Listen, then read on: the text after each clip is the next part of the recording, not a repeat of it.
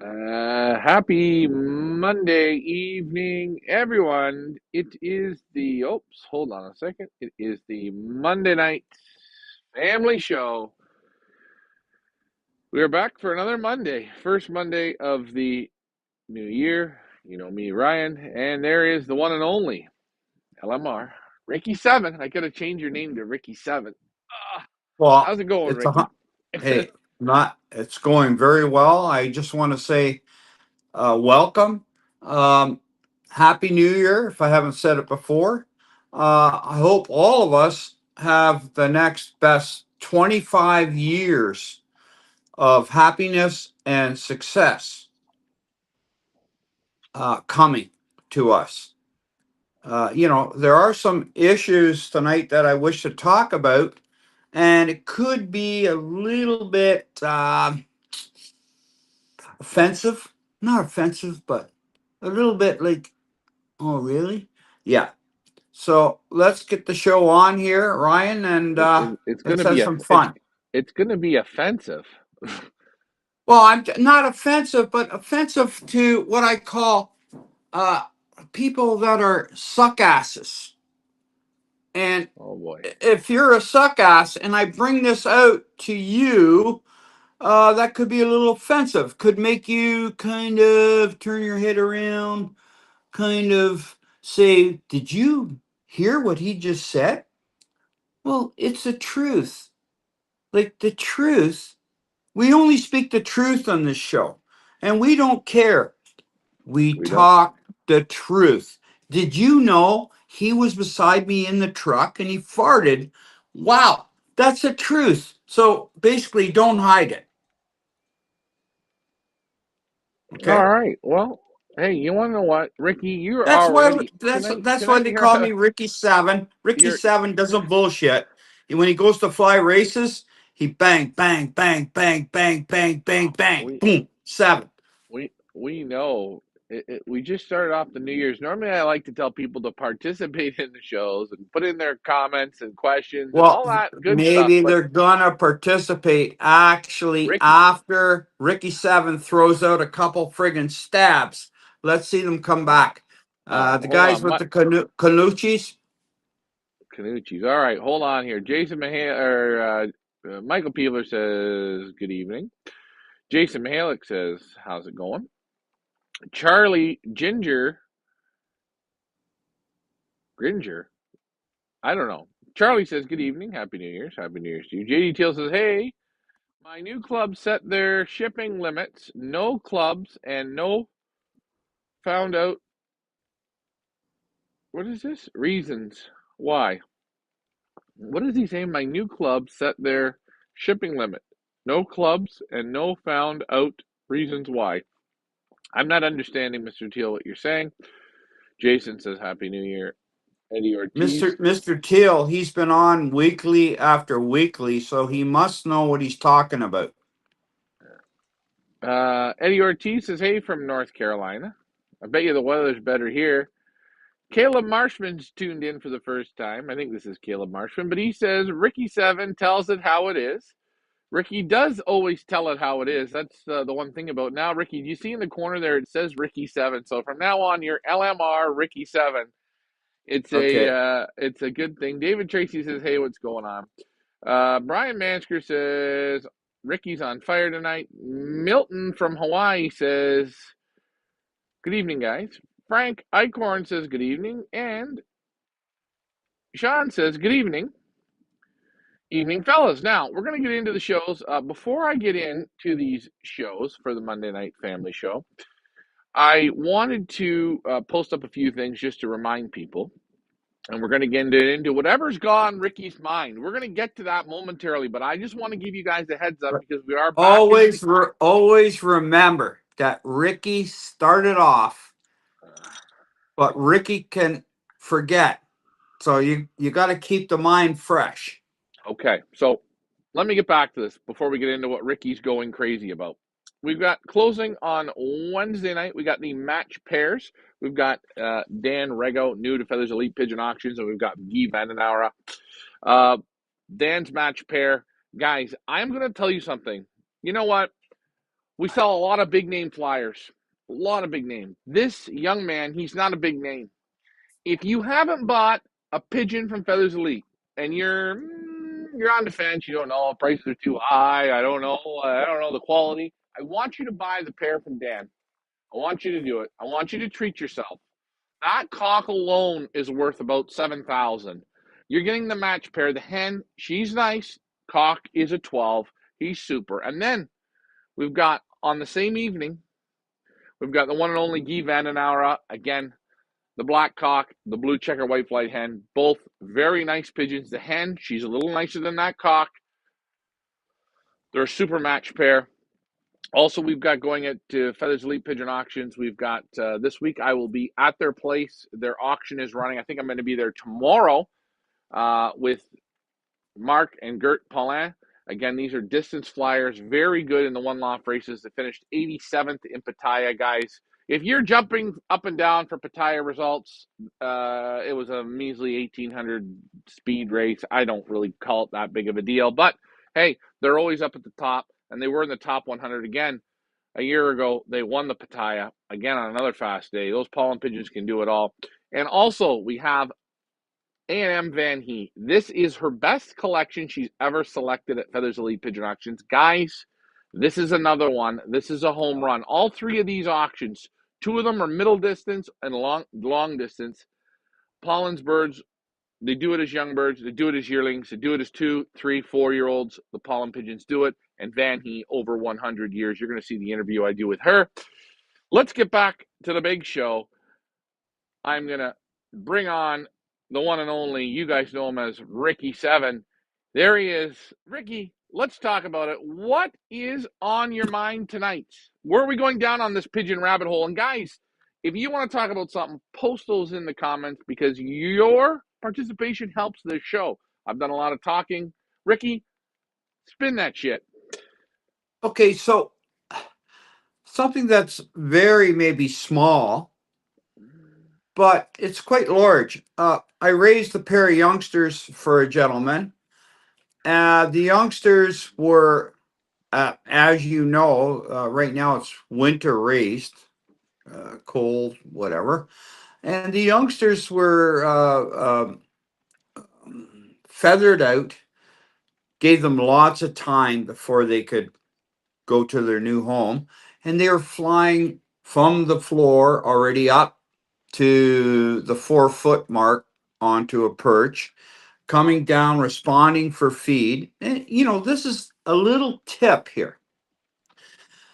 And they're eating quite well, drinking off the drinker, which is, I have them up on a milk crate, we call it. It's a graded crate. So, the ship falls through and it got the drinker on top. And they're doing quite well. And I said, hey, it's time. Come on, pick them up. I'm what I'm doing here is giving people a little bit of education here.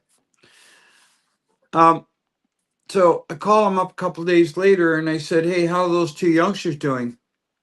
He said, well, yeah, they're eating, but boy, they don't know how to drink. I said, well, they were here, they were drinking, they're flying up to the 4th perch, 4 feet off the floor. I said, they're doing that, everything here. So a little tip is what I'm saying is, when you take them home, if they're feathered out, they're flying up to the 4 feet, and they're eating and drinking at the fellow's place that harvested them. And when you take them home,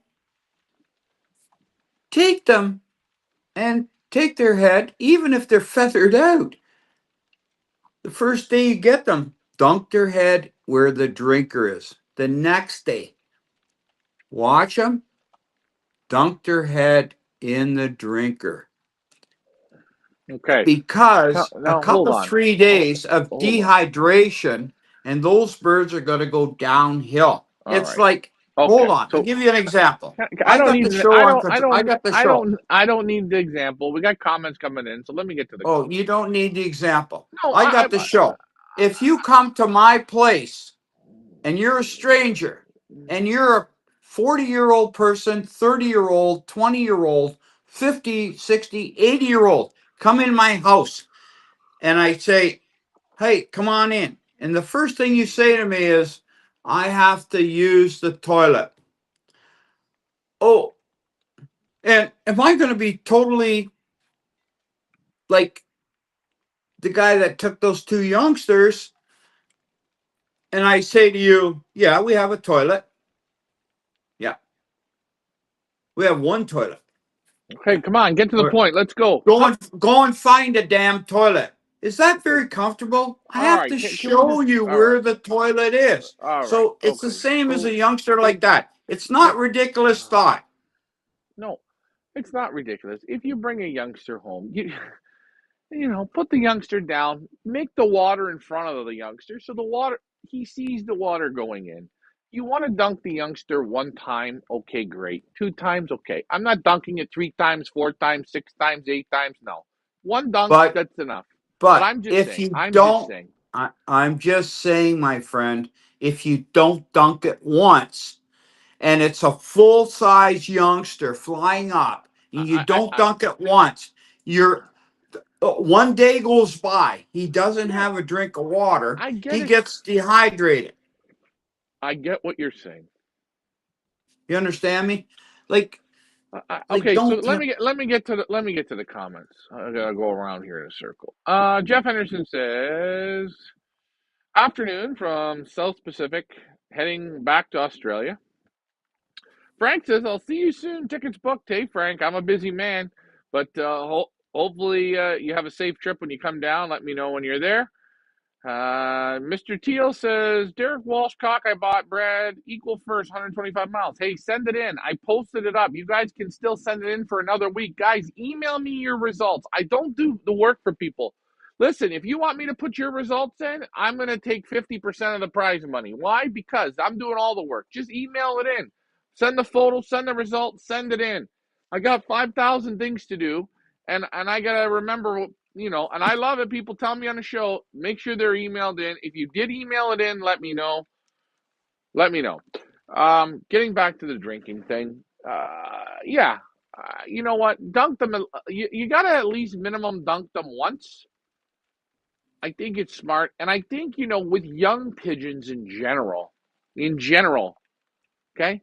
If you have a torpedo drinker or whatever your drinker is, make the water in the section. Let them see you pouring it into the torpedo, pouring it into the saucer. Let them see it. Let them hear it. It gives them another little wake up call. yeah, you've got 100% good idea, Ryan. You know what I do? When I bring it in, I tip it and I make that sound.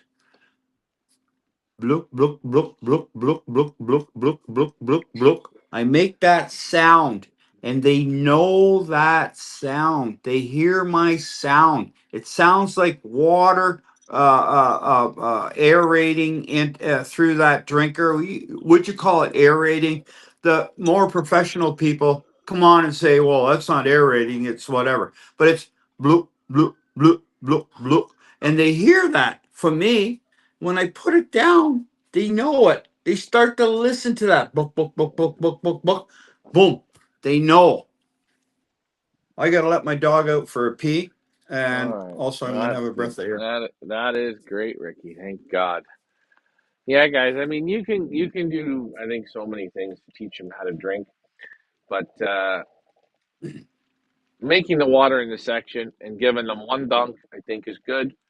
Another thing, putting the water to start on the ground, I think, is good. And then if you move it up to the milk crate or move it up, well, however high you're moving it, remember, don't put it up 2 feet if they can't fly 2 feet if they're on the ground. Another thing I'll say that a lot of people don't do is when they wean youngsters and the youngsters can't fly up a foot off the ground. When you wean them and you put them down on bedding in the loft, don't put them on the wood floor. Don't put them on the grates. Make a little square with some plywood with some straw in there so the youngsters can go and sit on it. And that there, every day, change it out. Change that straw out because the youngsters, you put 10 youngsters in and they're in that a little square area and they're doing a lot of shitting. Make sure you clean off the top to keep that dry. Straw, You, if you put straw in, it's good for a day or two, 3 days tops, and then it's wet. And try it hey, out, listen. guys. Try it out. Go ahead. You're ready to take the floor, Ricky. I don't know what. I'm just gonna back off. Take her away, Ricky. I'm Ricky Seven. I've never backed off. Yeah, a sheave of straw. A sheave is like that much, like in a bale. There's sheaves. Put a sheave down. I wouldn't break the. A sheave is actually like a pillow of straw. Soon you break it down, you take the pillow effect off. Put a sheave down, which is what, a foot and a half, 2 feet by 2 feet. Put a nice sheave down, and they'll sit on that. They'll be so darn happy that it'll be really. But to Oh, break it all up and loose it, that's a good idea. But I think a sheave. Oh, who am I? Somebody come on and tell me, Ricky Seven. I think you're nuts. Tell me. That's okay. it, All right. right? Well, that's a And good idea. that other Hey, fellow, the fellow there that was just on the show there, the guy, the first fella, what's his name? I don't know. I don't know who you're talking Uh, about. You got to listen to the names when I use the names, Ricky. It's good No, to the use very people's names. first fella. I haven't heard anything about him. He's the first guy on the show, Michael Peevler. right? He was the first one. Then it was Jason. Then it was Charlie. Then it was JD. Then it was I don't know, Eddie Ortiz. I don't know. I don't know. Nobody. No, I think it was Caleb guy. Oh yeah. Oh yeah. He said Ricky will say it how it is. Okay. Caleb guy. He hasn't come on yet. I want to hear him. Come on. Okay. Good. Put Can your I put can your I big. keep can I keep talking now, please? Just fuck. You're talking in circles, and I'm not supposed to swear, No, but I'm geez. not talking in So circles. yeah, you're doing a lot of circle talking. Eddie Ortiz says, I learn them fast, one dunk. Okay. Mike Vanderyak says, can pigeons smell water? Well, Mike, you know everything. You tell me if pigeons can smell water. Now, I'm going to say one thing. I'm going to just think about this. I can smell rain, which is weird. I can smell rain when it's coming. And I don't know, though. Can I smell water? Can you I smell think water?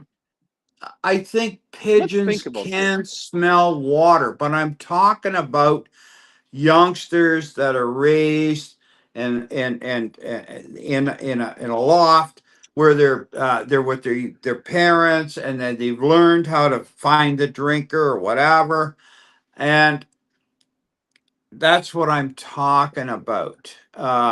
We're not talking about older birds. We're talking about young birds. I've seen youngsters that you leave them too long with the parents. They become so dependent that they can't function.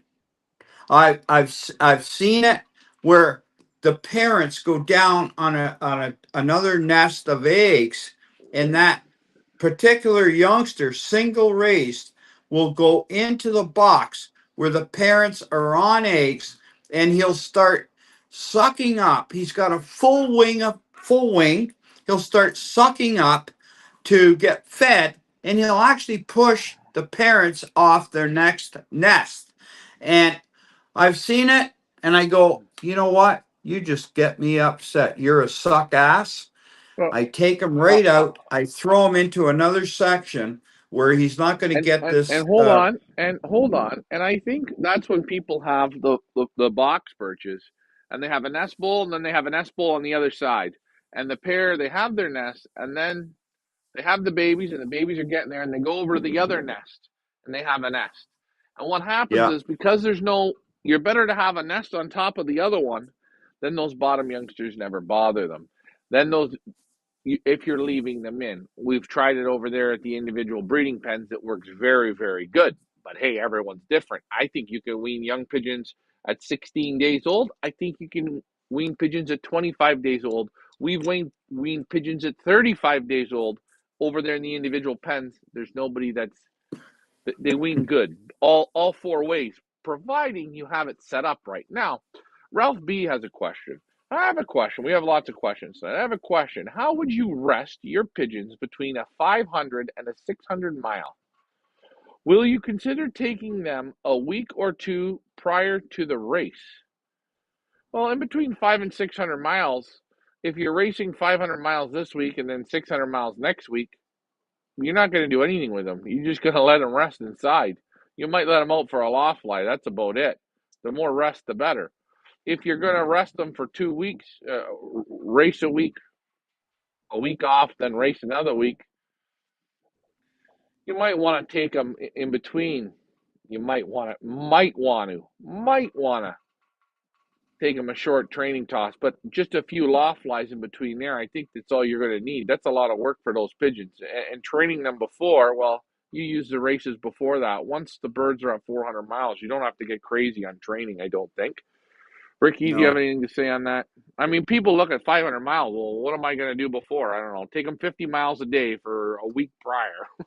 See how you do in the 500 miles. Remember, when you're getting to 500 miles, the pigeons are in condition. You're not going to add no more condition. All you're going to do is take it away. You're going to take it away. When they go to the Olympics, think about this, eh? When they go to the Olympics, the athlete's in prime condition. He's been in prime condition for weeks, maybe months, maybe even a year. They're not adding any more condition. What they do is they rest and they train very lightly and rest. And what does training lightly mean? Exercise around the loft. That's rest. Then rest. Not pounding down the road. No, no, no. But people, they get, anyways. Let me get to Get the them in, get 'em in the loft and let them rest. They don't have to go into an aviary. Uh, just sit, have it. in the loft, nice, nice What's and it? nice, What? not too sunny, not too bright, just nice and calm. Don't go in there and don't be bothering them and don't do any of that shit. Hold on. JD Teal says 2 auction sites I buy from Feathers Elite and then another one. Good job, Mr. Teal. The technical word is groggling. Ricky, you're groggling when you make that sound, that gurgle, gurgle, gurgle. That's groggling. That's LDX3 good. Lofts. Hey guys, Happy New Year. Hey guys. Ricky, I'm in need of a pair of droppers. Ricky, droppers, you got them on sale right now. They're normally 300 for a pair. You can get them. You can get them right now from Ricky7 at the low price of 177.77. Okay, that's for a pair of droppers. He doesn't give them away because I'm going to tell you something. I'm going to tell you why. No more droppers are given away because I've seen people that I've given droppers to. I don't want to mention their names. Walter, I seen the end of the season, they kill the droppers. Oh, I don't want to feed them all winter. They take perfectly good birds and they scrap them. So, if you want to do that, you can pay regular price for a dropper at 177. Use the code Ricky7. If you don't, they're $300 for a pair. Marshy17 says, I'm here, Ricky. So Caleb's there. After the flush, Jim Leahy. Oh, geez. And Dave Crozier's with us. LOL. That's funny. Mike can smell water. I don't know. Mike might smell water. Seven Hill Loft says, good evening. Hopefully next Monday night I'm going to have something for our one-loft race up. I'm going to be putting it together when I drive to Poland while I drive for the long time. So that'll be fun and exciting. But so yeah, we were talking about putting bedding down. We were talking about teaching them how to drink. I find here at the lofts, a lot of lofts, they have drinkers, but they're drink troughs like in the transporters to make the birds even in the loft drink through the dowels. Yeah. So they get trained right from very young. Very young. They'll even put the drinkers outside if they have small aviaries, and they give it sometimes out there to switch it up a bit. I do think for a little education, It is good to move your water in the loft a little bit. Hey, gets them thinking a little bit. Gets them thinking a bit. Let's see. Keith Wood says, Mike Vanderyak, yes. So apparently the pigeons do smell water, or we can smell water. I'm pretty sure, I don't know if they smell water because I don't know. I don't know if they smell it because I'll tell you, I put birds on trucks there that we trained the Canadian International One-loft race. It was 95 degrees. We poured water out in that trailer.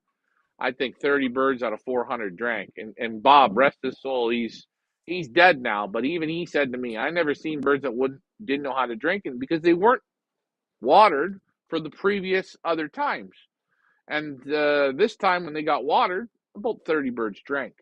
And that was pouring the water in. So if pigeons just smelled the water, would they not just walk up to it? They didn't. They seen it being poured and they had no clue what was going on. I believe it 100%, and that's yeah. If and you change, what happens is you change the environment. You could have pigeons drinking out of the same trough almost at your home, but soon you change the environment. Uh, you so you've got to simulate a change in environment. Do you know what I'm saying? I'll give you an example. I got a dog. I got one dog here. He's 12 years old. He always eats on one chair in my house. Okay. On one side of my house in the kitchen. And it so happened that had changed the situation. I put the feed on another chair in a different part of the room. He would not eat off of that chair. I thought, oh, there's got to be something wrong with him. Like, what's going on? Maybe he's sick. Maybe something with blah, blah, blah. I took the feed from that chair and I put it back on the other chair where he's accustomed to eating off of. He ate right away. So I'm what I'm saying is we are all the same animal. The Yep. pigeon is the same like us. So if you kind of get them trained to get familiar with a little different custom, he'll pick it up quick. But if you're always going on the same pattern, Yeah. he won't Sure. change that quick. Sure. Hey, every night you eat dinner at home. I know exactly where you sit in the kitchen. You always pick the same chair. That's right. So, Yeah. anyways, okay, I got some comments here. So, LDX3 says, so remember, those are droppers. Those aren't the thief powders. The thief powders, if you want to get them, you use the code Ricky7. Ricky7. You say that 7 times, and they are 277.77. Yes, Ricky has them. Contact Ricky, and remember, don't try to negotiate the price. If anyone negotiates without using the code word, no sale. Anthony Nelson, I got some comments here, Ricky. Anthony, did you guys have a lot of losses of birds this year? No, this year we didn't have a lot of losses. This year was a good year. Last year was hell. Shane says, when can I come down and get the droppers? We'll call Ricky. Anthony Nelson says, does 5G affect birds or the Earth's magnetic fields? I don't know. You know what? I think the birds now, they've had I don't know, 5G's now new, but all these internet antennas, the birds are just getting better and better with it. But I think we just, pigeon men in general, we're finding everything to make an excuse. If you want to make an excuse, the feed's sour. They were picking on the grass, the 5G. My wife threw me out of the house. My car had a flat tire. It was cloudy. It was rainy. The wind was blowing.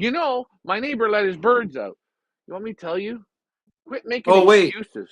Quit making the excuses. one of the larger ones is that darn maple tree, or The tree, my the eave hawk. my eave Yeah. troughs on my house, or the hydro wires outside of my place. Like, I'm sorry, but I'm sorry, but But these are things. Pigeon men, if you're losing birds, you ask yourself why you're losing them, and let's look at the real reasons of why we're losing them. Let's think about let's break it down to making it like a little kid and teaching a little kid how to do something. Do you expect the little kid to get on the bicycle the first day and ride it? No. Do you expect the little kid to get on the three-wheel tricycle and be able to even pedal it? No. So think about what you're doing when you're training pigeons. Dumb it down to that level of dumbness, and then you'll start getting common sense results. one of the things exactly what you're saying is, I hate to say it, folks, but you take a kid and say he's 2 years old. No, you're not riding the tricycle.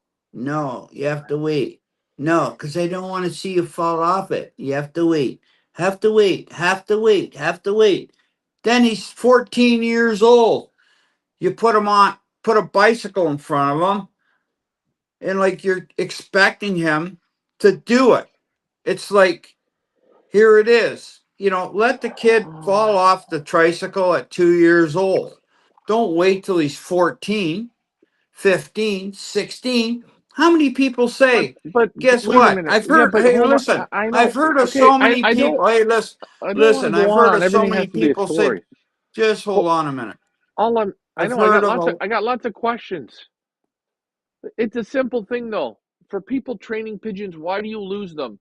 Because you're pushing them either too hard, too fast, and not sensible enough, and they're not ready, and you're not overdoing it, you're underdoing it. That's and young pigeons, I'll say it again and again, they like repetition of things. What does repetition mean? Think about it. Okay, hold on. Eddie Ortiz, we got some questions. Let me get to some of the questions, and then we're going to answer some of these questions. And guys, I got four questions in the queue here. Here's a question, and I like this question. Eddie Ortiz got some. This is a good one. Here's a question for many. When racing in a club, why are guys so secretive about the times they clocked? I would always get Shittenders given me a call to let me know they were in their way. So short enders, he would always have short enders call to let me know the birds are on their way. Now, this is something that I'm going to say, and I think Ricky's going to say the same thing. When we're racing pigeons, I really don't like it when people call me and say they have birds. So, guys on the short end, I don't need you to call me and tell me you got birds. I don't need to know that. I'm flying my race. The first race I fly is the race to my loft. When I get birds, I see how they come. Then, okay, if I want to look around, maybe I will. But I don't call people. I don't bother people. I don't want people calling me because I don't want the race ruined for me. And here's another thing, 100%. When you give somebody the time, give them the right time. Give them, if you clocked at 1:33, don't tell them you clocked at 1:30. Don't tell them you clocked at 1:35. Tell them I clocked at 1:33. You don't have to give them the seconds. Say 1:33. I really hate when people don't give the right times or people are hiding it or secretive. I just think that's ridiculous. And I don't really like to call people and ask them for their times, but now it's everything's online, so I get it. What do you think, Ricky? Oh, yeah, I think you're 100% right. It just spoils it, It does. right? Short enders, yeah. Shane Nelson says, while pigeons can technically smell, their sense of smell is not strong enough to detect water by the scent by primarily relays on visual. So the pigeons can't smell the water, but they can see the water. I think they hear the water and I think they see the water because I'm going to tell you something. I don't really think you can smell water. I mean, I know like listen, you could have a glass of water here beside me and you could be pouring it lightly and I can hear it. Okay, good. You can tap your finger in it and I can hear it. But if you had a glass of water beside me and my eyes were shut, I wouldn't know there's water there. Yeah, but remember, you're not a pigeon, okay? Well, So Sean just said how that Sean says that they don't their nose is probably no different than ours. Come on, how strong of a nose do they have? What do we think these things are? well, apparently they did tests. The birds can they can scent the area in which they live in. They can scent it. They've done tests on them.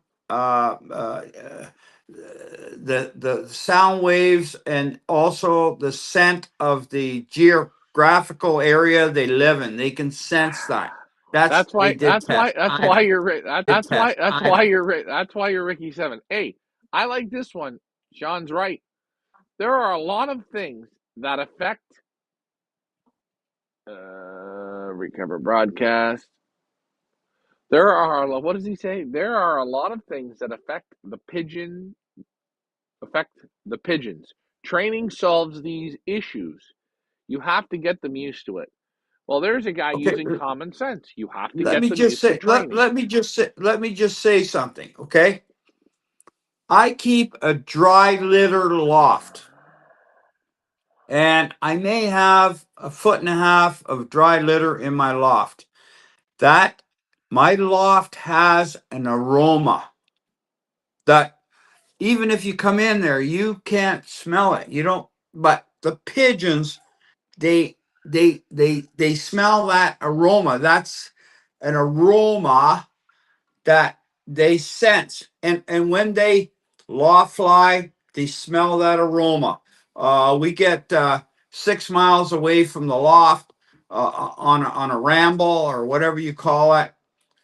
They oh, They don't where smell are it. we? Oh, They they don't can smell it. they They don't smell oh it. They don't yeah. smell it. How They do don't bees smell it. know? How do bees know where A, their a, hives are? a They bee, a have bee, the a same bee, sense of a bee. aroma. Okay, listen. A bee is different. A bee is different. A bee is No, different. but No, I'm just I'm not. saying the I know. sense of aroma.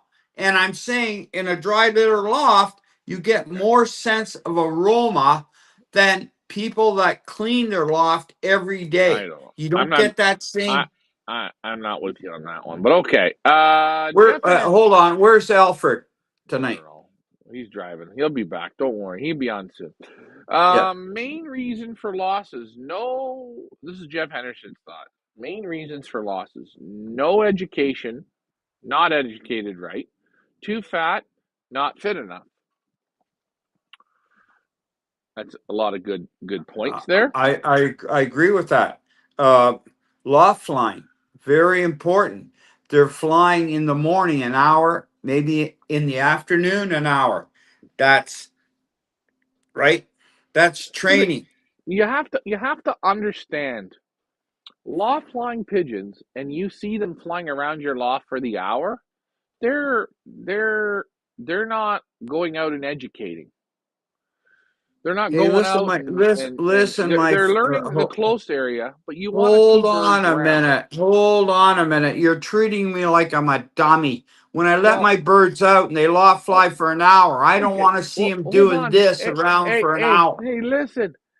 I got people asking questions on here. There's a lot of new people, so just relax. I Yeah, didn't say that that it's you're a not dummy, that but loft you're flying taking. You for know an what? hour. I You're mean, they got taking to it. take off. I got to You're see them taking it. gone. You take 20 minutes okay. this way, All right. 15 minutes that way. Okay. Settle down now. Take a deep breath. You'll be all right. Sean says you'll find a lot of the older flyers are sensitive about telling their times that they clock. Yeah, I think so too. Um, Heck, my dad won't even tell me what time he clocked until we get to the club, and I like that. There's nothing wrong with that. That's what made the whole racing part of it fun, and then people got into calling each other, and I get all that, and people are so excited, and sometimes, though, you got to think about it. If you call somebody and they don't have a bird yet, you already discourage them. That should be a rule. You don't call anybody. You don't need to. Wait that part of the race out. It's more fun. Why call people? Did you get them yet? I'm waiting. Well, Hey, I've got to hey, get them listen, now. What listen, listen, fun is listen that? to me. whoever said that, what his father said, hey, the fight's not over till it's over. Mi- That's it. You Mike know, Mike Vanderyak says guys are secretive about secretive because they're worried about cheating. I don't know. Worried about cheating. Is that what it is? They're worried well, about they're worried about cheating. Cheating. How are you going to cheat these days? I mean, unless you own the club and you're taking the like, let's say you have a Unicon clock and you have the motherboard. Okay, yeah, you can probably do some cheating if you're at the club with that. no, I no, think no, you no, probably no. could. Hold on. If a club's run proper, the key to that board has to be taken away from the clubhouse, not left with the guy at the clubhouse. Do you understand me? Yeah. Mm, It has to be taken away from the clubhouse. The key should not be left. Let's say Ricky, no, I don't want to use my name, but let's say somebody's got the clubhouse but at their place and the master board is there and the key for the master board, that key has to be taken away from that clubhouse. If it's left there, there's a chance of cheating. okay, that's a good point. Again, guys, I'm thinking less and less of the cheating. I think more maybe when there were manual clocks. Electron clocks are a lot harder. I think the Unicon you probably could cheat.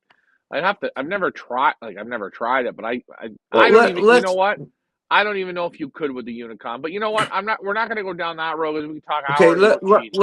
Let's ask someone that has done some cheating with these clocks and just see how it goes. Oh, wait a Has minute. anyone There's has a anyone wait a cheated? minute. Has There's a anyone guy cheated? I know. There's a guy I know. He's professional with cheating. His name's Oscar DeVries. Oh, Come on, Oscar. no, no, he cheats with the liberations of race birds, and he knows the rules. We'll see you, president. Yeah, I know that. Listen, Oscar never. Well, no, no. Listen, Apparently, all we l- know is l- that he cheats when liberating birds. But we're not going to go into Oscar tonight. Listen, guys, I guess. Oscar's got his. Hey, Hey, listen. listen. Hold on. Listen, Apparently, hold this on, dude, hold on, hold he on. will not fly in any club where anyone has said like, he Anything had a bad nice about him? haircut. He Anything had a bad about nice him? I know. haircut. Well, hey, Yeah, listen, or he listen, wears pressed jeans. listen. Like he won't fly in I any got. club that anyone said anything about Li, him. Like li, like a little bit like he smells good. hey, listen to This this guy. one. I don't want to go down. I'm going to just. What? Yeah, he is a cheater. It's black and white. It's right there. And he knows the rules because he got other people disqualified on other big races, and he used the rules to his advantage. But this guy, and I'm going to read Ian's comment here. This guy's built a 150-foot loft. He's going to be running his one loft race again because he's seen how much money Andy made, and he went, I got to make money too. And this year, his focus is on One-loft racing again. He's going to Dutch touch everyone. And guys, get up there and get your birds into there. And guess what? At the end of the season, we'll talk about a train wreck disaster. But I have to give him a plug. If he cheats in combine racing, I guarantee you he'll cheat in his one-loft race. Getting back to Ian Sybil's um, comment here. Ian's a good flyer. So, Ian, I don't know. Let's hear what you're going to cry about here. I'm not saying, I'm just joking. Don't be sensitive now, Ian. Let's breeze through this now. 2 years in a row. This is my observation. Young birds were trained well, looked good and healthy, trained them well, chipped them the next day, trained 2 years, both times had disasters. Maybe just a confidence, but I won't do that again. Well, there's lots of things that happened. I don't think you do poor management. I mean, one thing I'll always say is What does he mean by a confidence? Maybe the birds lost their confidence. I don't know. I chipped them, Oh, and then I lost. They were trained well. I know Ian trains them well. He trains them hard. You had two disasters. Well, that's good. Wait a minute. They're in training. If they come, train toss one, boom, good. Train toss two, good. Three, good. Four, good. Five, good. Six, good. Seven, good. Eight, good. Nine, good. 10, good. 12, good. 13, good. 14, good. 15, 16, 17, 8. Everything's going good. You're coming good. And Ricky, you've said it to me. They're not coming good. They're coming like shit. Well, they're coming good. They're coming straight home. The hook, the turn, they go. The hook, the turn, they go. Yeah, they're coming real good. Until what? Until one time there's a little bit of, oh, there's a group of birds. We haven't ever been out with another group of birds. That's when they start to learn. So when you look at it and say, I had disasters, I don't think you had a disaster. Yes, you you, lost a lot of you birds, know, but did you have a I, disaster? I don't look at birds coming home. I took them 10 miles, and you know what? I took them the first time, they beat me home. And I took them another 10 times after, and they beat me home. And they beat me home. To me, I would have to say, I think they they got to get haven't they screwed up. haven't been they haven't been dropped into the shit zone. And And they and here's got to get dropped into a shit zone a few hold times on. And before and they and what learn. what's a shit zone? And I'm going to explain to people what a shit zone is. A shit zone is. Just can I just speak? Yeah, go ahead. I'm not saying they're coming good from all these tosses and you're feeling good. You've maybe taken them 20 times and they're coming great. No real screw ups, nothing bad. Start taking the groups and cutting them down into small groups, cutting them right down, making more birds think. Because I'll tell you, you're going to go put them on with other birds as a trainer, and you're going to have a problem. You'll have problems. Remember, the birds need to get screwed up so you know what you're dealing with. Like Patrick Book says, you think they're coming good, take them 50 miles, single toss them in small groups. Small groups. The pigeons have to learn. They have to learn on their way. In a big group, they don't learn nothing. And That's when right. you lose pigeons, are you losing them? Did you lose the best ones? I don't know. People aren't going to like that answer. I know, Ian, you don't like that answer because I know your birds are good. You had 2 bad years. You're going to make some adjustments. Maybe you're thinking to yourself, oh, I chipped them and I lost them. Chip them before you start training. That way, the first toss, you lose them. I don't know. WF Sweely says, hey, from South Africa. Eddie Ortiz says, had a blind pigeon that could find the water and food.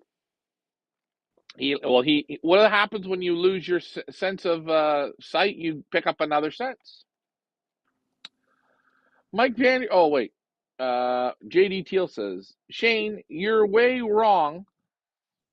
Scientists have done tests and they can smell very far distances. So Ricky, you and JD are on the same page. You think they can smell their way home? Well, I've lost them from 2 miles. They never smelled their way home. All I'm saying is, if you have a larger, I hate to say, shithole and pigeon manure around your place, dry litter, and your pigeons, they get to know that sense of smell on their loft right from the time they loft fly.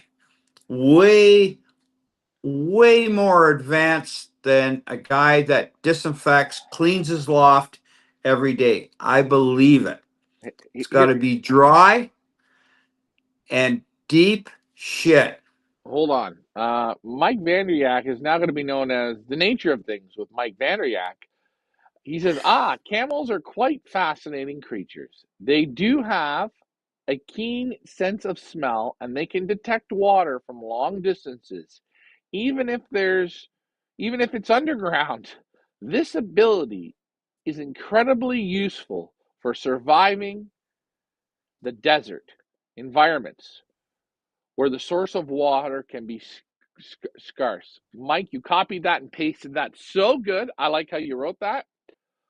Oh, Apparently, I heard you could take horses in the desert and they won't find water, but take a pony with them. A pony will find water. hey, that's a good. Hey, Mike Vandriak. You might want to look that up. You've just been Ricky Seven. JD Teal says on losses, race birds and training birds only on perfect blow home days. Also, poor handling skies. Okay. Weak systems create weak pigeons. Well, I know one thing. Ian's system isn't weak, but you know what? Every season you can have issues. Hey, you know what? I've lost them bad, lost one-loft birds, lost them bad. But at the end of the day, you know, it's when you lose them down to that number where you're like, shit, I started with 50 youngsters and I only got 12. And you say to yourself, I'm not going to race this year because I don't have a chance. When you say that to yourself, you've disregarded those pigeons and you've actually become a big loser because those are the pigeons you actually want to play with. I know you like to go to the club and have a big basket and show everybody how big your team is. I I remember Jim Groves and we flew partners. Jim got the lung sickness, and I said, "Hey, Jim," he was just literally 500 yards from where I live. He said, "I got lung sickness. I got to give it up." I said, "Hey, Jim, uh, I'll fly here. You don't have to have birds. We'll do it. Come on over." So, anyways, I had 41 young ones, and I was training, and Jim went to Europe for a 3 week vacation, and I was training the birds and that. I had a smash training toss. I have 8 young ones left out of 41. A smash, gone. So Jim came back. I said, "Hey, Jim, we're not going to fly this year. We only got 8 young ones left." Jim says, "Those are the best young ones." I said, "Okay, let's go." We flew. We won 3 club races in the Stouffville Club. Plus, out of those 3, we won a combine with flying those 8 birds. And at the end of the season, we had 5 birds left. We flew every single race. Excellent. So, Okay. like what you said, Yeah, that's right. W. Sweenley says another topic. What about pulling the ninth and 10th flights? Yes or no? I'm going to say no, but I will say that I have seen guys here for old birds. They pull the old birds the first flight, they let it grow in, and then they pull the second flight. They pull the first flight in March, and they pull the second flight in April. And that gives their old birds pretty much a full wing most of the season. That's just a little tip. I wouldn't pull the ninth and the 10th. Forget it. I'm done with that. Marshy17 says everyone has seen their name on top once, I suppose. Okay. Uh, oh, I got a look-alike for Ricky tonight too, guys. We got a look-alike tonight for Ricky. I do have to get that up. I'm going to throw up this question while I bring up the look-alike. I'd like to have a toss where they run into other birds and work from there. From there, yeah, you might lose a couple, and I'll tell you something. I'd rather take them training and let them get mingled up with other birds than take them training with my friend. I'm not taking them with my friend because if my friend's birds are less trained, they're going to create problems for my birds. Maybe I like them to just go in their own groups and work it out on their own. If they hit other birds, great. I don't force them into it. Training, I train them always on their own. I don't want to go with other people. I'm not interested in training with other people. Not for me. If we go with someone else, okay, you let yours out, okay. I'll wait 20 minutes, I'll let mine out. Well, actually, I prefer to let mine out first. But anyways. I'm not a big fan of training with other people. I don't care if it's free. Listen, I can drive. It's a little bit of gas. It's fine. Anthony gives a laughing face. Sean says, I agree with Ricky on the loft smell, but pigeons do not have enough sensory glands to smell water. But they can smell tequila. It's not tequila. It's not tequila, Ricky. We can smell tequila, but the pigeons, they don't have it. I think the JD Teal says, I think the magnetic fields of the earth smells, sounds, all play a part. Because I've seen earthquakes every time happen in huge smashes. Yeah, I mean, I'm sure, I'm sure they use a bit of everything. They have to use a bit of everything. I just don't know about the smell part. I mean, the smell part, I'm sure they use it. I don't know. I mean, they know what they're doing. I mean, take a look at the geese. They come back. They leave here. They come back every year. Certain ones, the robins, all those birds. They all know there's something going on in their mind. They know the sound of maybe the way the wind blows through this area or the mountains. They know that sound. Hey, Yeah, I think there's something that we don't know, but yeah, they do. They know it. right. And people again, as Anthony says, I believe my losses were due to my lack of handling experience. Well, Ian Sybil, he's had 2 bad years or whatever, and he's lost some birds. And he's got to admit that he's a good handler. I think sometimes it happens. That's pigeons. Um, and you know, you have to remember, there's one other thing too. You can do everything: the best feed, the best water, scrape them, don't scrape them, buy expensive baskets, expensive clocks, expensive chip rings, expensive car to train them in, nice baskets, all the good stuff. Put a lot of work into them. They're loft flying good, they're rambling good, you've trained them good. Okay. When you open that basket, it's still up to them. So sometimes I think guys are a bit hard on themselves, and they make an excuse and they get upset. These birds are sick. These birds are this. These birds are that. Sometimes you just have a bad day. I think a person in his own loft by himself. It is it's hard to make those decisions. Some of the decisions you make on your own, they're not right. It's like, um, if you had three people that were real pigeon people, and you said, okay, I'm going to train today. And one guy said, well, I don't know if I would.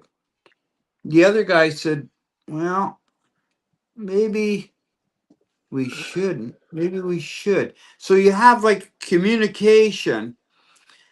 For one person, sometimes I'm just saying, to make that decision, you make a couple bad decisions, then you're in trouble. Well, Even though you think you're really a professional, and that's where I'm just going to say myself with Ryan, my son, we're here. I say, what do you think? What do you think? Let's think. Let's go. Nope. Wait. Let's not go. Well, we make that kind of uh, decision. I think it helps out. But if you're uh, only one guy in your own loft, sometimes it's very hard. Sometimes you go, should I go? Shouldn't I go? The time of day, this and that. And you say, I'm going to go. And you all right. sort of made the wrong decision. I found with young pigeons, and maybe this is stupid, but you get them out in the morning for a loft fly, or you don't. When you start training, train them. Don't train them a day, give them a day off. Train them a day, give them 2 days off.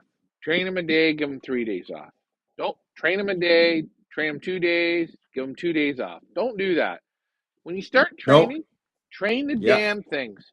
Train them every day. Boom, boom, boom. Now, if you happen to give them a day off, you know what? The first day back, when you're at the beginning stages, first day back, take them 10 miles. Short. Don't train them. Give them a day off. Train them.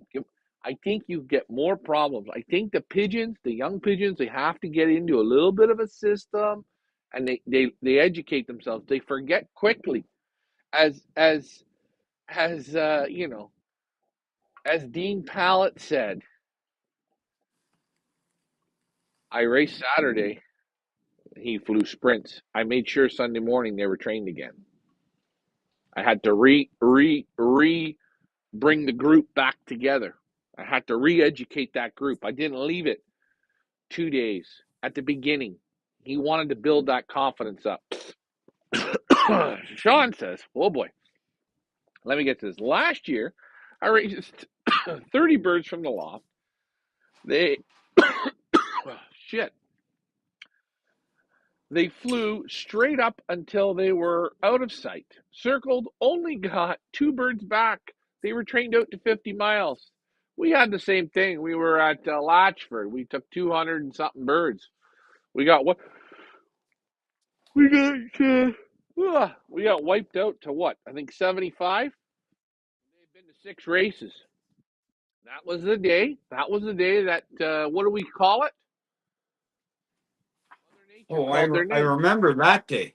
Yeah, Mother Nature called their name. Hold on, Mike Vanderyak says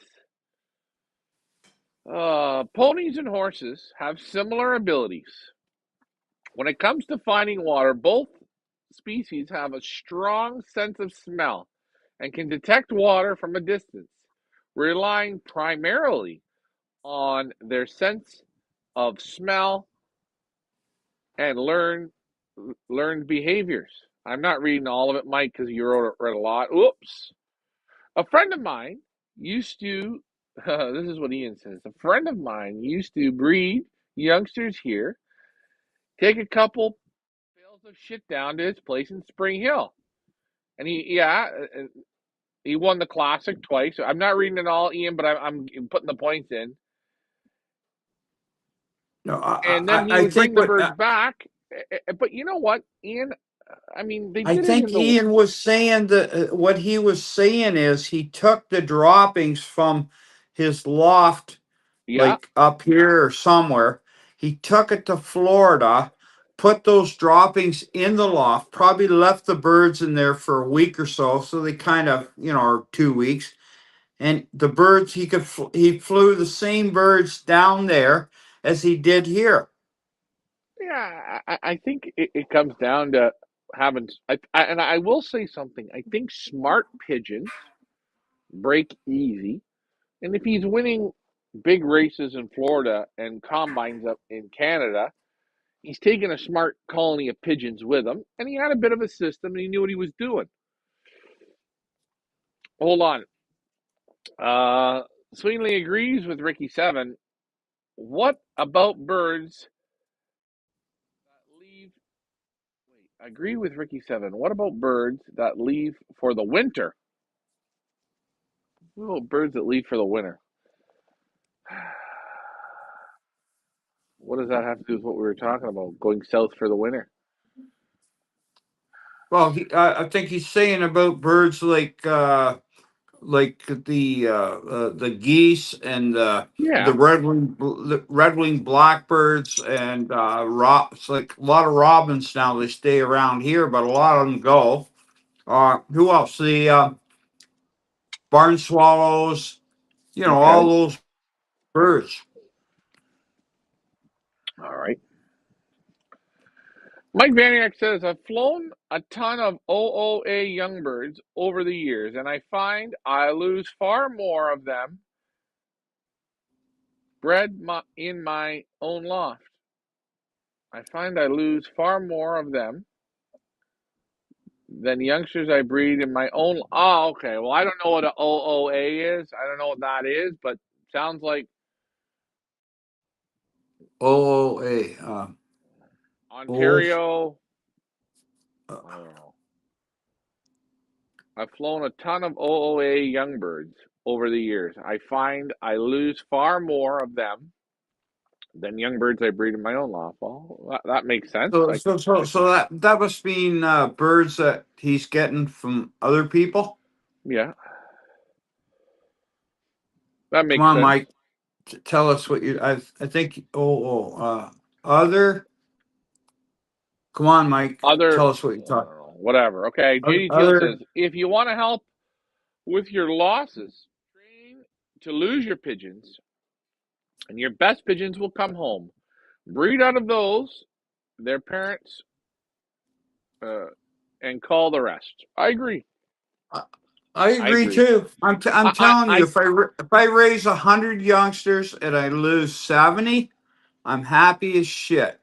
well, I'm not going to say the words I'm happy, but if you're No, going out there to I don't work, if mind. you're going out there though to work them, and you work them properly, and they learn, and they have bad tosses, and they learn, and whatever you finish off with, then you've worked them sensibly. You obviously never want to lose 70 because then it says, well, what are you breeding out of? But even if you lose 70 and you have 20 left or 10 left, fly them through the season because you want to know what? You've got to finish what you started. Mr. Tracy says, wow, we got a lot of comments tonight. Seems like every spring you get a bird or two return from the loft that you lost in training from the previous year. Yeah, that happens. Alan says, I've trained pigeons for 50 years, never had the losses that we are having these days. I don't know what it is. Uh, Sean Nelson says, 008 equals out of 008 equals out of area birds. Oh, it's zero zero So eight out ta- of area birds. We couldn't have just wrote he's out ta- of area birds. Like we have to put a we have to guys. We have to put a freaking code for this. Like okay. Hold OOA. on, Sean Nelson. What you call it? He's really good. He's sharp. I agree. I've had the same results. Well, because again, you're picking birds. Someone you go to a thing and you pick a young bird out. You're trying one young bird from one guy's loft. It's like one loft racing. When you when you send birds, take a look at what you're sending. Take a look. You have 60 birds on the floor, and you're going to pick five babies. What are the odds that you're going to pick your best ones? It's almost impossible. And if you do, that's very good. But it's tricky to do. Uh, does anyone? Does any? What does David Tracy say? Does anyone norm lost birds? Any? Does anyone moron lost birds? Sherry says I don't know what Sherry. I think Oh, Sherry's into the more. sweet thing. Okay, hold on. I think Sherry's saying, does anyone mourn lost birds? Like, feel sorry for those birds that didn't come? I think that's what she's saying, right? What she say? Does anyone mourn lost birds? Hey guys, Right? while we're getting the comments coming in, this is a great. We really went all over. We went from water to camels. We went Okay, well, training. We went to clopping. Ricky Seven started the show with young birds that I raised for someone that couldn't find the water, and here we are right now. And Hey, what I Sherry's got. saying is, I do no, I'd have to say to be a pigeon racing pigeon person, you can't mourn lost birds. I don't mourn them. No, That's it. you know what? Sometimes I'll mourn a pigeon that's been coming real good in racing, and it has a half a season in. They're doing real good. Okay, I kind of go, oh, shit, I lost that one. Or after you fly it as a yearling. Oh shit, I lost it. Okay, maybe that a little bit. But let But me ask you a question. How much do you really mourn it? You mourn it for about the minute you think of it. The rest of it, I don't Adios. mourn Hey, it. hey, No. while we're letting the comments come in, Ricky, we're going to do that special time of the show where we give you guys the look-alike. Here's Ricky. There he is, solo camera Ricky. And we're going to see who Ricky looks like. Yeah, Look at this. We've got Ricky on the A, his look-alike, his brother in crime. There he is. I can't see it. Oh, you don't have to None. worry. If you guys can see who it is, you'll know who it is. I'm But gonna Ricky, I'll have push to the. send. No, no, don't touch it. Don't touch it. Just leave it Don't touch alone. it. That was for Ricky. Thank you. I You're don't welcome. mourn pigeons that get lost. Uh, don't come. You know what? If you start to mourn them, you're never going to be a pigeon flyer. That's what I'm saying. If I take 30 birds out for a toss and I lose five, I say, good. I lost five. I don't mourn them. I don't feel right. I say, well, they couldn't do it. That's it. The rest can do it. They can't do it. I don't mourn them. And I understand the person that has that feeling. And if you have that feeling, don't take it too far because you're never going to become a real pigeon flyer.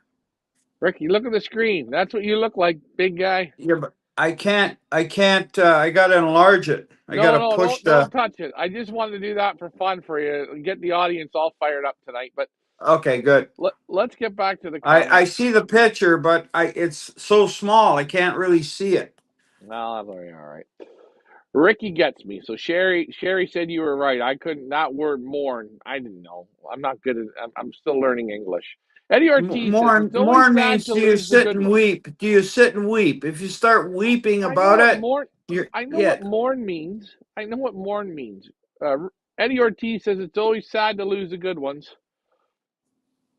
Well, when you lose a good one, it is sad, but all the rest of them, hey. Mike Vanderyak Hey, says I don't like losing birds. Me, I don't. I'm not a. Losing birds is part of racing. The quicker we figure out who wants to play the game, that's the birds I want to play with. And if you don't hey, you train lose. them, you'll Hey, never lose them. you lose the. I hate to say it. The to say it, you lose the shit.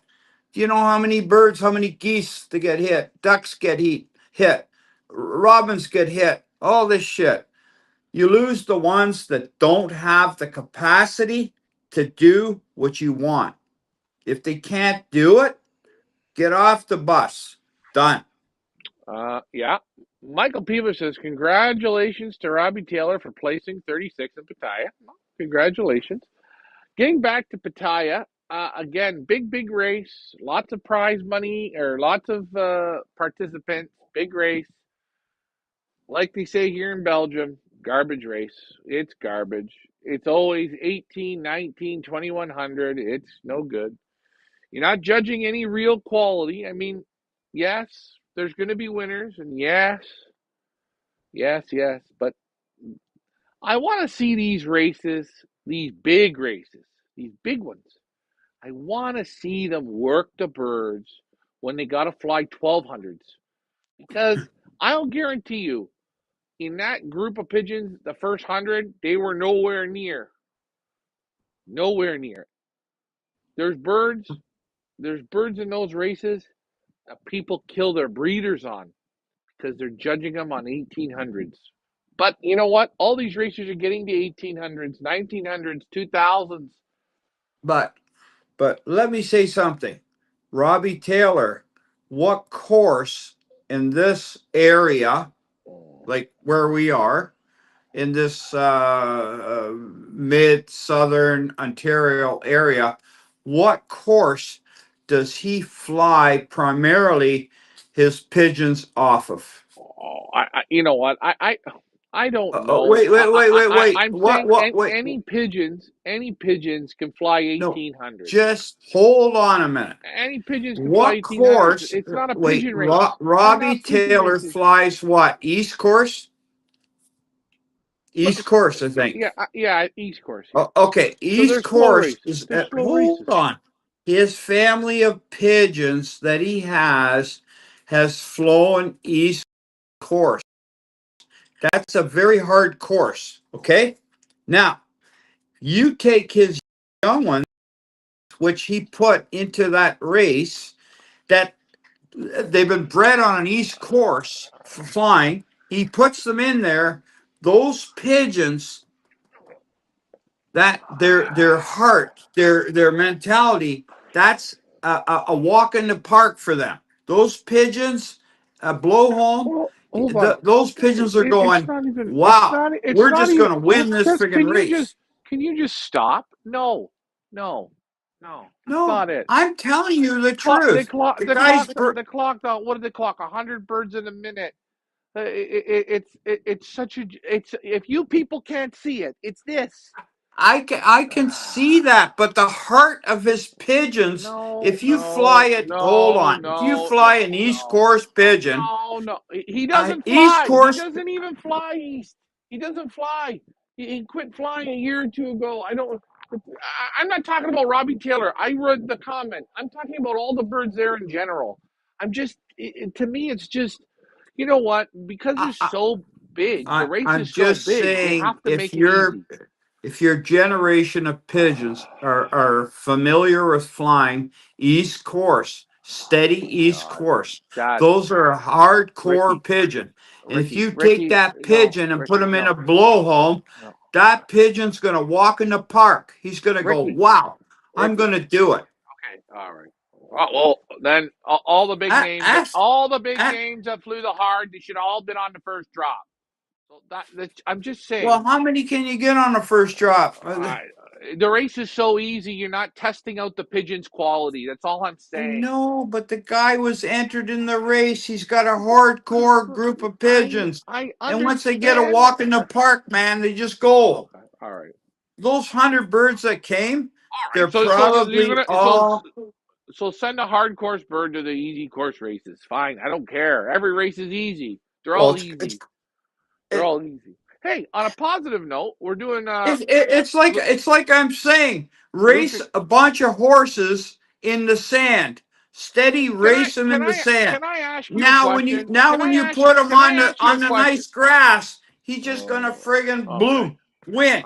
All right. Well, then that was a real good race. And No, I'm just saying, if your ask pigeons, somebody, ask Ian what he thinks. if your pigeons couldn't come on the first 5 minutes of that race, go and kill all your breeders. Because you want to know why? You might as well judge them off of Mickey Mouse track. Big money, nice setup. Mickey Mouse race. Sorry, I'm not interested in that. They can do a lot better than what they're doing. That's all I'm saying. They can do a lot better. They've got a lot of money there. They can do a lot better. But hey, if they make the race real and hard, or not hard, they make it a race, guess what? A lot of shit don't come home because those birds, they don't fly good enough to do it. I agree with your saying. Okay, that's all we're saying. But I'm gonna say if they would have made the race harder, that Would his bird what have come? Would his bird have come? yeah, probably would have came because Okay. the Oh, now he would background have. of breeding, Oh, hold on. they're used to flying in that shit. Okay. Well, You don't believe it? They're used to flying a hard course. it just listen. It's nonsense. What you're saying is nonsense. Well, then Emil Denny should have won it before Robbie Taylor. I'm just saying, you're Barcelona pigeon should have beat him. Come on. Listen, Well, maybe it wasn't you their can't, day. you Hey, can't. Well, maybe it hold wasn't on. their day. I Maybe it understand this. wasn't. Maybe I sorry, but maybe it wasn't Emil Denny's day. I get this, but what I'm saying is, Could be the bird could be in a bad when you're wing. flying 1,800 million meters a minute, guess what it is? It's not a pigeon race. I It's know. just a day to get the people back for next year so we make another 7 to 10 million. That's all it is. And I know there's a lot of people that'll kill their pigeons, and they're judging it off of that shit. But anyways, congratulations to Robbie Taylor. Hey, somebody's got to win it. The Pollins have won it before. The Koopman just won it again. Uh, what can we say? Pigeons have to win. It's still a lottery, but I'm just saying, you want to see the cream rise to the top in these big races, make the race a pigeon race instead of what you're doing, because it's poor. And a big congratulations to Luca Campanelli. I went to his place in Italy. I did a loft tour with him. We selected some pigeons for that race, and he had the fourth ace pigeon in that race. Selected by me and Luca. We selected it together. That was a good one. Mike Vandriak says, oh, we got some comments. No. Danny Lee says, every time I toss my young birds, I'm trying to lose them. Well, that's a good thing. David Tracy said, I had young birds trap in other lofts, got them back, turned around, and they won the combine. And the year they won a 400 and a third, yeah, he made a mistake. A bird can make a mistake. After they make it once, they don't make it again. And if they make it again, you don't want them. After the flush, in your Xavier Verstrada loft tour, he says he heats his loft. Is this the only loft you've seen? Oh, no. You know how many lofts have heat? They all have heat. They all have heaters. They have heaters on the floor. They got They got these heaters. They sell them pigeon heaters, and there's a piece of wood on them, and it radiates up, and the pigeons can go and even lay on it. Lots of lofts. You even let's see. Who are some of the lofts that I know that you can maybe even see it in the videos?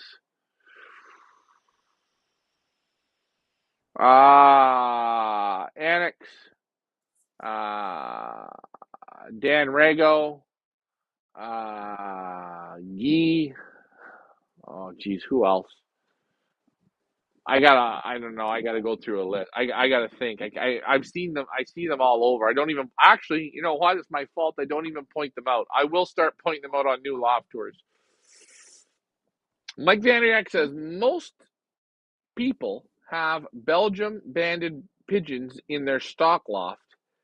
It doesn't matter what course they fly. Yes, that's true. It doesn't. Eddie Ortiz says, I never like OLRs. I never like a OLR with many birds on the drop. That was an easy race.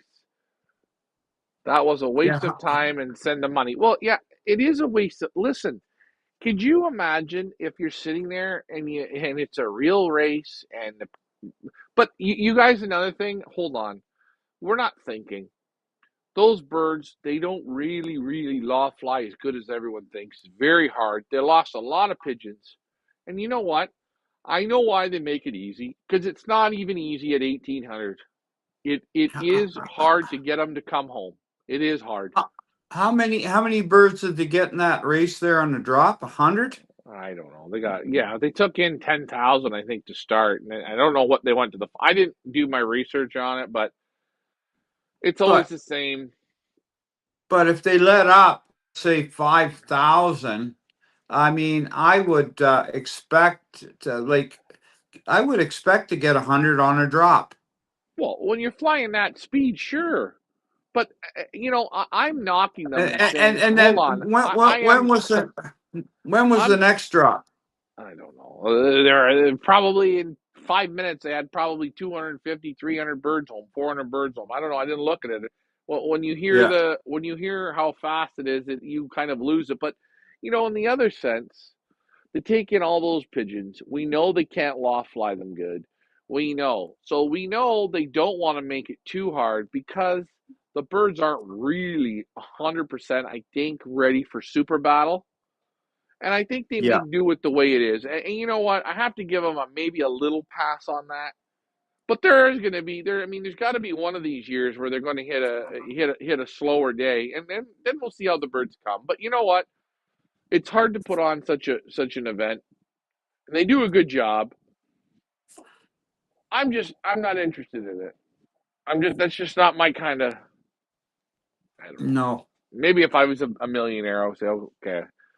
But Well, hey, it is what it is. it's kind of a almost like a lottery type It, it, race or something. it is a lottery type. You know, I Yeah. don't understand why they don't have in Pattaya, or in Thailand or wherever it is, or somewhere in the world, why they don't have like a $10,000 bird race where there's the guy's only going to get 25, 50, 100 birds. Like, you know what I'm saying? Like, make it like a $10,000 buy-in for one pigeon, and then everyone will say, well, nobody's going to go in it. Well, you'd really see the flying then.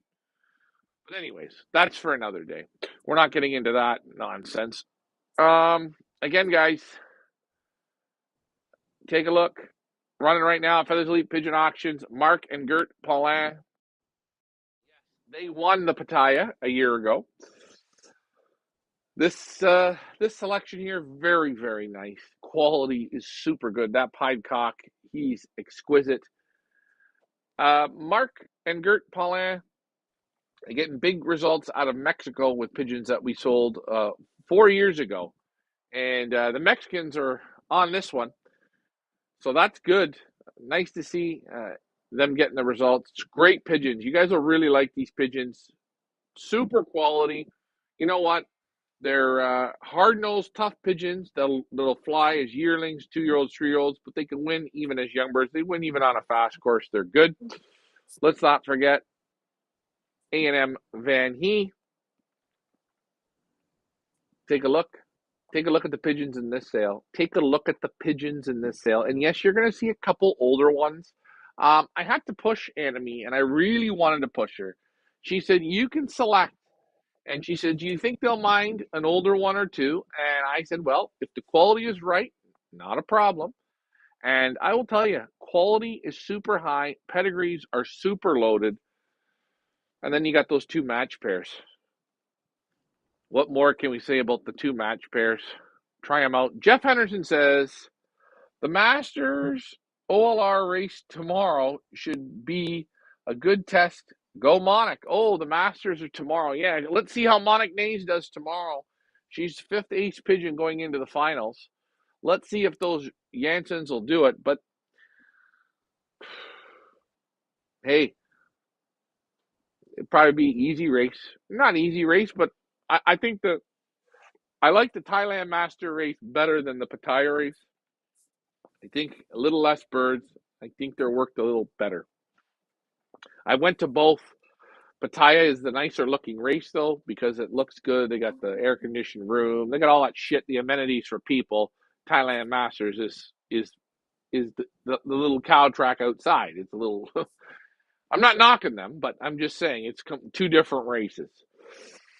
My man from Hawaii says my last race in the Chavez Classic, the speeds were 1,000. Ooh, That's a good race. that was a good one. How did he do? I can't look it up because I'm on the show. I can look it up for last week.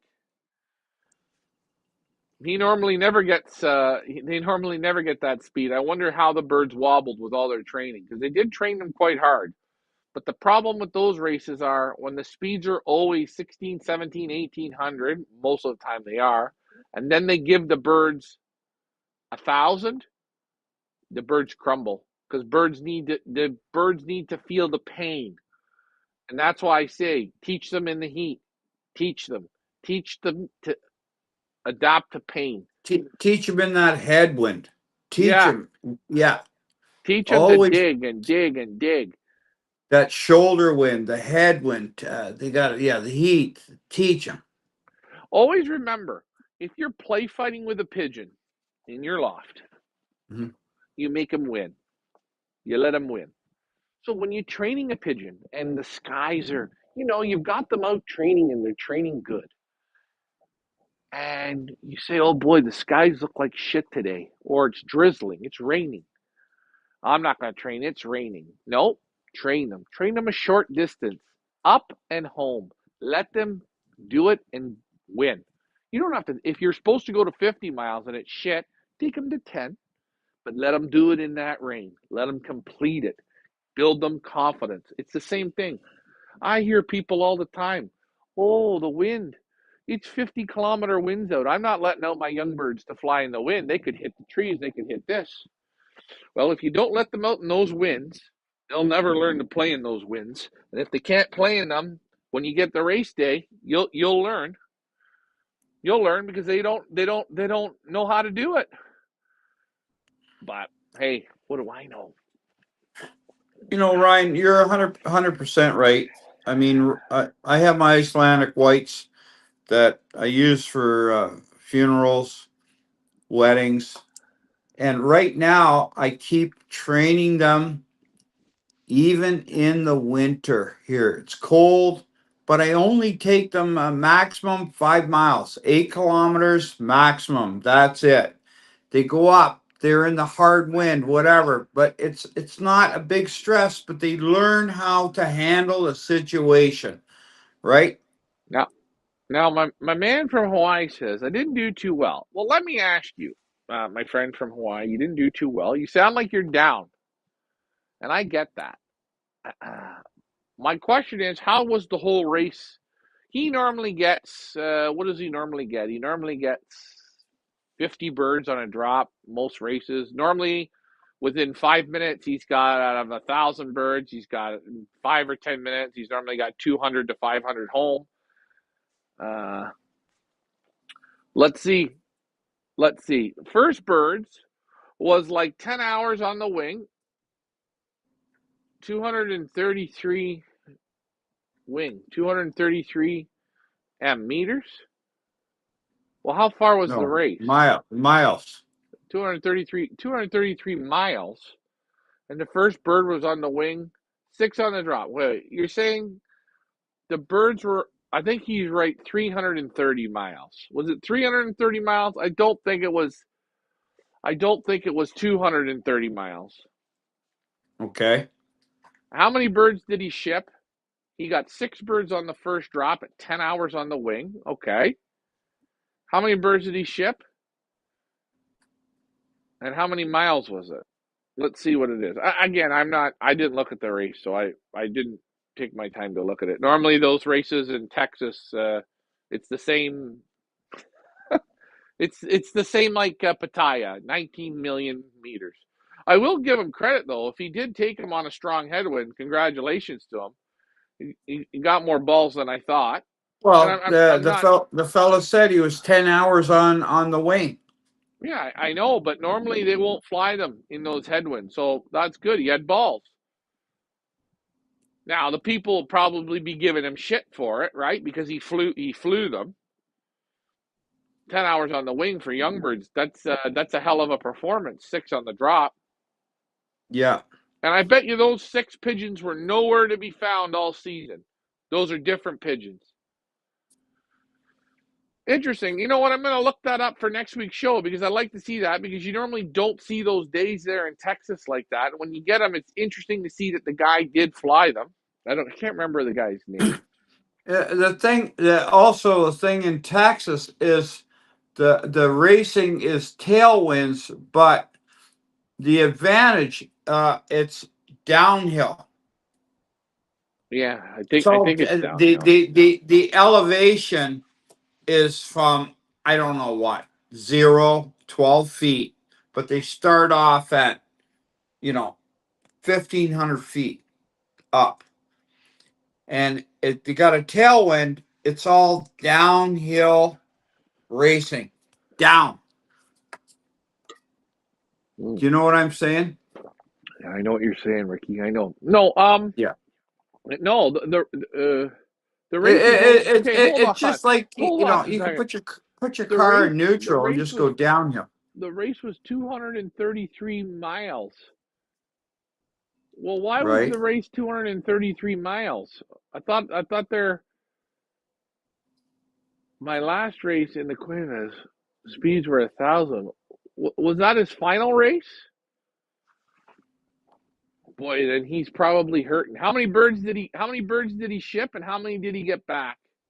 I hope that was that was his. I don't know. That's pretty bad on the wing. 10 hours. Chavez' final race was December 31st. Okay, 1,300 meters. Today was 1,000 meters. Okay.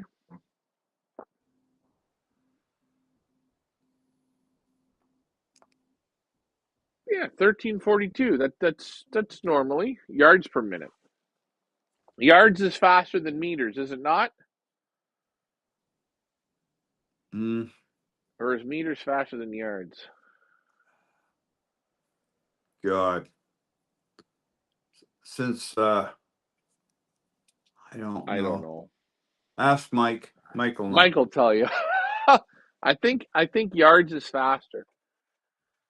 Well, six on the drop. There you go. Well, there's there's So a shit's there's still a six. half there's 1/2 a foot more to a meter than a yard.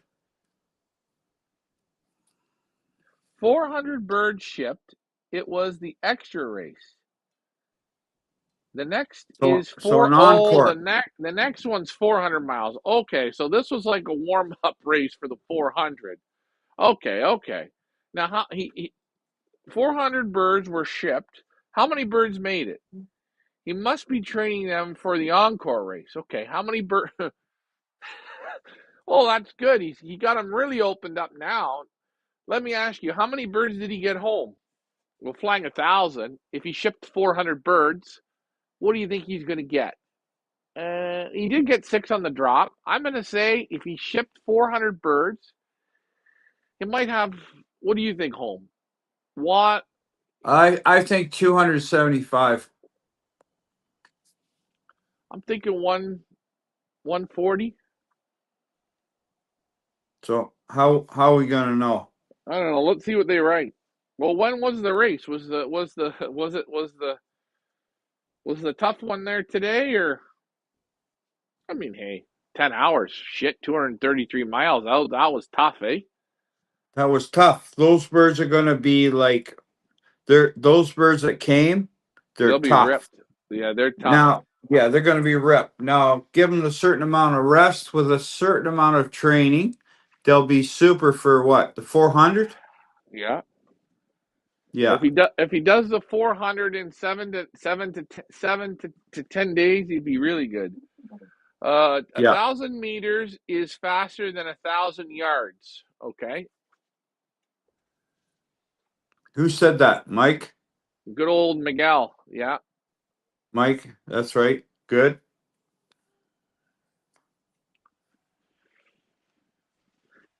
Oh well, let's see here. Let's see how many birds did they get on the day then, or how many birds did they get home in total from that trainer? Well, that couldn't have been a trainer. That was still. They must have put it in with a race.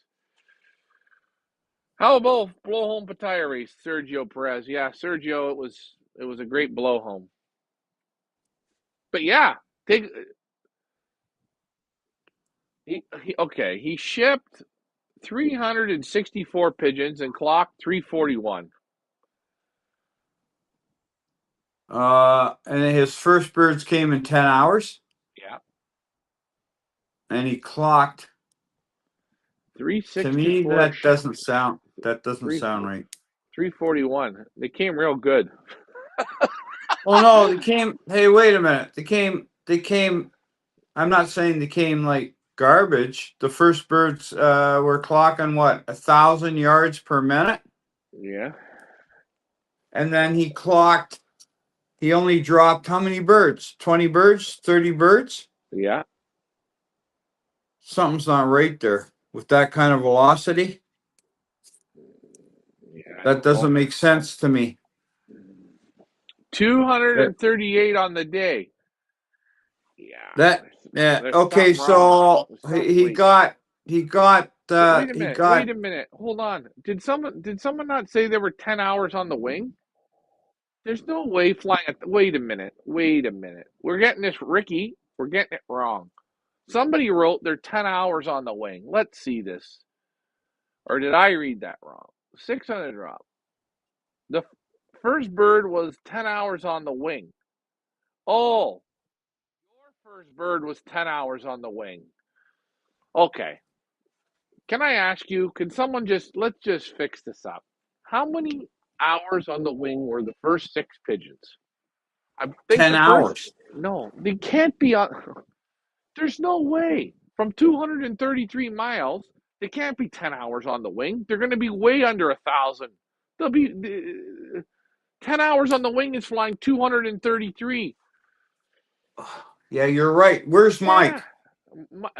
You know what? My apologies here. I gave you guys the wrong information. Come on, guys. When you're writing in, give me the proper calculations here. Last bird was clocked at. Okay.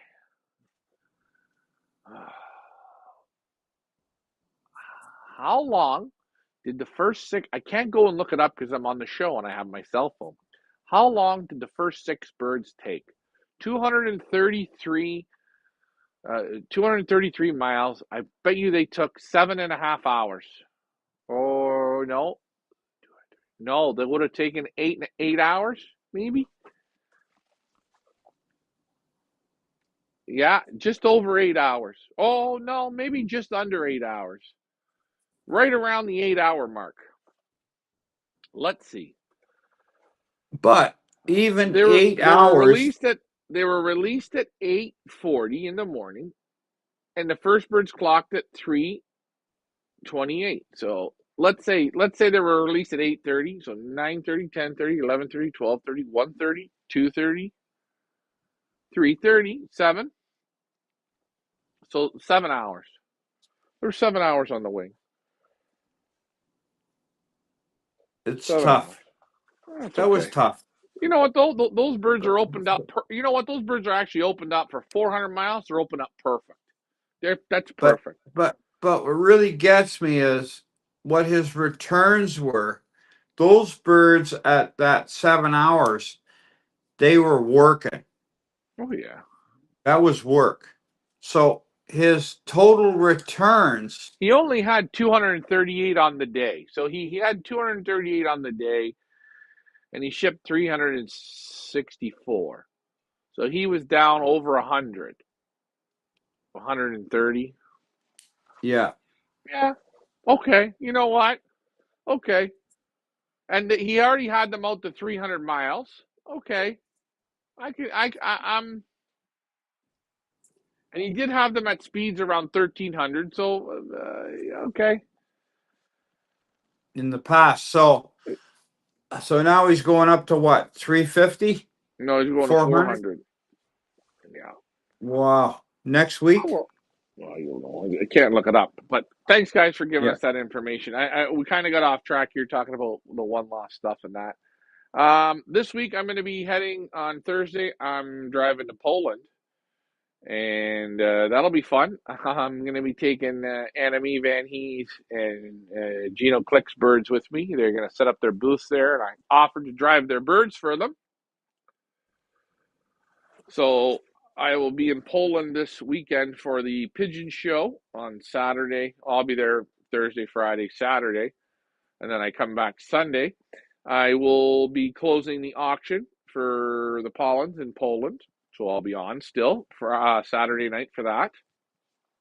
I will have Annemie Van He on Friday evening, so she'll be on the show. We're going to look at her birds, and we're into 2025. We're going to get our one-loft race information up for you, and we're going to have it up in the next week or so. Your Pigeon Boss entries, get them in. We have extended it for another week. Come on, guys, get your results in. Email them in. We're giving cash prizes away. So, man, we keep going. I got to do a lot of loft tours. Already this week, I did. I'm working on a. I'm working on catalog, a video catalog for one of our clients. I had to photograph 150 pigeons, photograph, videograph, everything, and this is for their Chinese clients. So I'll show you guys when the product's done, and you'll be able to take a look at it and see what you guys think. Very good. You know what, Ricky? I'm getting cold. We've been on 1 hour and 45 minutes. Another good Monday night show. It rained on me. I made it through the rain, and back to Burlar I go. Hi ho, hi ho, hi ho. And Very good. I had some more comments to make, but I don't want to light the fire right now because it's getting late and away you go. Happy New Year. Happy New Year to everyone. Uh, wish us all the next 25 years of super health and fun. hey, we'll be on next Monday night. I'll see if I can get the One-loft stuff, get her done, and we can get her up. And guys, you were great tonight. A lot of good comments. And watch these auctions. That Dan Rego pair, you guys are going to hit a home run on that one. I say go for it. Ricky, I'm going to wrap this up. Kristen Marshman says, quite interesting to know if the Pioneers are going to have another OLR. Yeah, of course we're going to have one. We have one every year. We always have one. We're Yeah, going to do it we've been. again. I believe I lost track. I think the 17th year. 17th year. 17th year Isn't of that up something? and down. Huh? I said, isn't that something, eh? Yeah. 17th year coming up. Yeah, it's you know what? It's amazing to see how long we've done it. And you know what? This year, let's see if we can get. Let's see this year if we can get 250 birds. I'd like to get to that number. I think that would be a fun race. Again, guys, I'm just posting some stuff up here on the screen. Get your awards in. Check out the auctions. And Ricky, I'm going to say this one more time. Good show tonight. We're going to do Yep. it again next Monday night. And I'll talk to you guys in a bit. Tomorrow I will be with probably tomorrow or Wednesday, Gert Pollen. So tune in for that chat and we'll go from there. Ricky, you done? Have a good one. Yep. Okay, I'll talk to you later, guys. 100%. Thanks. Thank Bye you. for now. Take care. Bye. Bye. Bye.